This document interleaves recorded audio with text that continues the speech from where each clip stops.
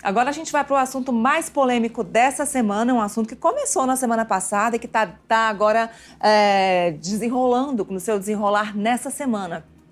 É um assunto que vem agregando todos os demais assuntos dessa semana aqui em Brasília, que é a famosa MP do fim do mundo, que foi a forma como o Ministério da Fazenda decidiu apresentar uma compensação para a desoneração da folha de pagamento. Vocês já estão cansados da gente falar aqui no boletim para vocês sobre essa novela da desoneração da folha de pagamento que aconteceu no finalzinho de 2023, quando o presidente Lula resolveu cancelar, é isso mesmo, a desoneração da folha de pagamento para 17 setores da economia e também para municípios de até 157 mil habitantes.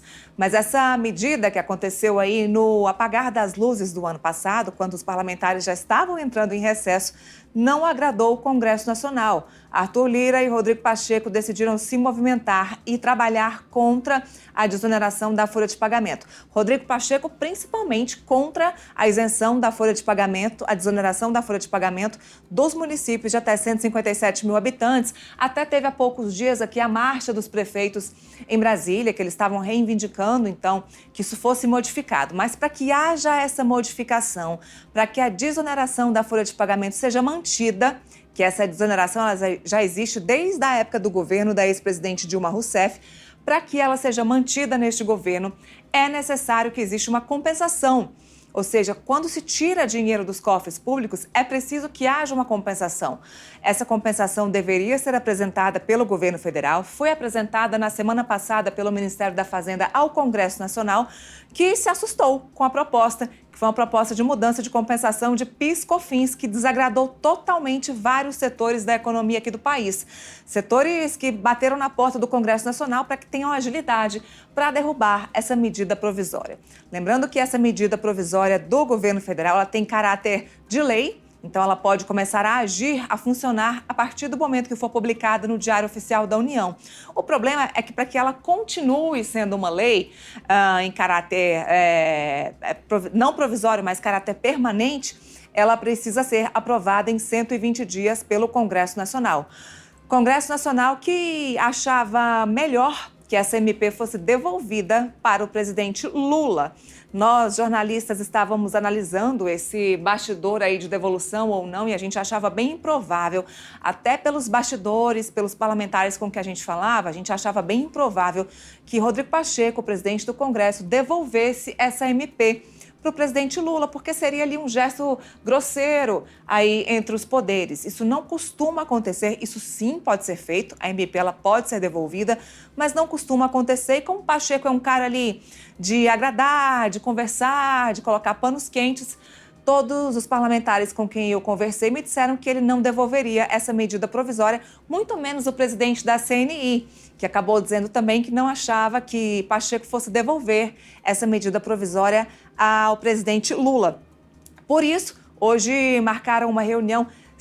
Para quem não sabe, existe uma reunião de lideranças na residência oficial do presidente da Câmara, Arthur Lira, às terças-feiras, toda terça-feira, ali na hora do almoço, por volta de meio-dia e meia. Hoje eu fui atrás para entender qual era o motivo, qual era a pauta desse almoço especial, dessa reunião de lideranças lá na RO do presidente Lira.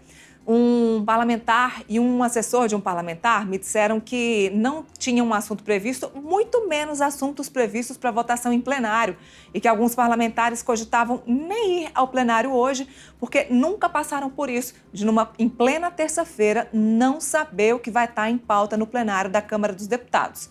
Eu perguntei o que estaria em pauta, então, nessa reunião, na residência oficial. Me disseram que, basicamente, seria essa questão da MP do fim do mundo e também questões sobre a reforma tributária.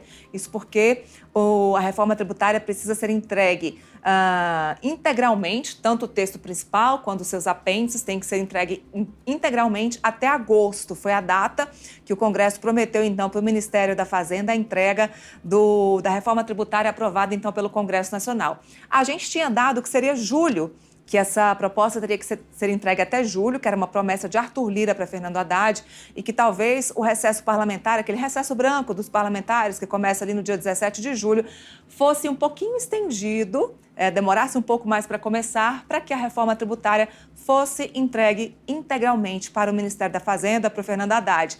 Porém, o presidente da Casa, Arthur Lira, já deu um prazo aí até agosto, ou seja, quando os trabalhos na Câmara dos Deputados retornarem desse recesso branco aí de julho, pode ter aí umas 2 semanas de votação intensa na Casa, antes que os parlamentares corram para suas bases para ajudar nas eleições municipais de 2024. Lembrando que, além de eleições municipais, ano que vem tem eleição no inicinho, em fevereiro tem eleição para novo presidente da Câmara, novo presidente do Senado. Então, Arthur Lira e Rodrigo Pacheco estão muito de olho nisso, nessa pauta específica. Então, para vocês entenderem, toda a movimentação que acontece a partir de agora lá dentro do Congresso tem muito a ver também com quem eles querem ter como sucessão, como sucessores dentro da Câmara e dentro do Senado.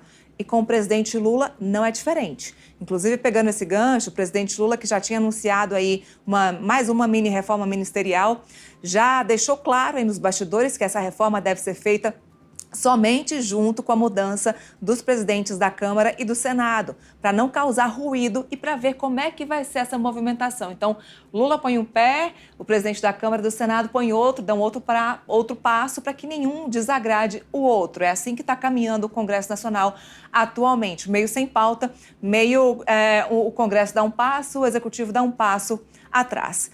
Voltando aqui ao assunto que a gente estava falando a respeito da MP do fim do mundo. A gente disse que, muito provavelmente,